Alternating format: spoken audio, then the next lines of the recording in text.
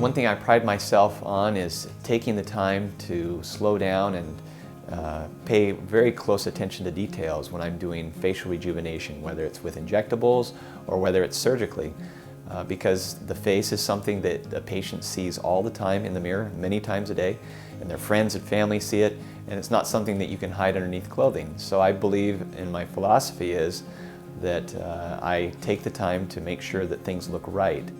Initially, for a surgical procedure to rejuvenate their face, it's very important to do a careful analysis at the very beginning when I first meet a patient about what is really the problem. If a patient has problems with jowls or loose hanging skin underneath the chin, I do what's called a smash facelift, which involves lifting the deeper structures, getting a tightening effect which will raise the jowls and will eliminate the loose hanging skin underneath the jaw.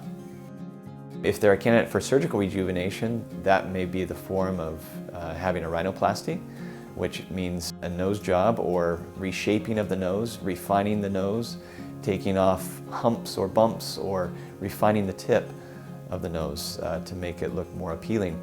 They may have problems with their eyelids, where their eyelids are sagging or becoming loose, and that may involve a surgical procedure that removes some of the extra skin of the eyelid or removes some of the bags that are underneath the eyelid. A lot of times a patient will think that the fix-all for their problem is a facelift, where instead there may be a less invasive way of helping their face to look younger using injectables or fat grafting or Botox or skin treatments that can make their face look a lot better and save them a lot of money compared to doing a full facelift. He walked in and I was kind of pulling back a little bit, and he said, "What are you doing? What are you worried about?" And I was explaining how I feel like this part of my face is just kind of sinking in and it's making me look a little old, and that maybe I'm ready for a facelift. I'm a few years away from it. And he said, "No, Voluma can actually fix that area." I came to Dr. Doezie for Botox because of my scowl lines, and because I felt like I was always scowling and I wanted to try and prevent them from getting worse.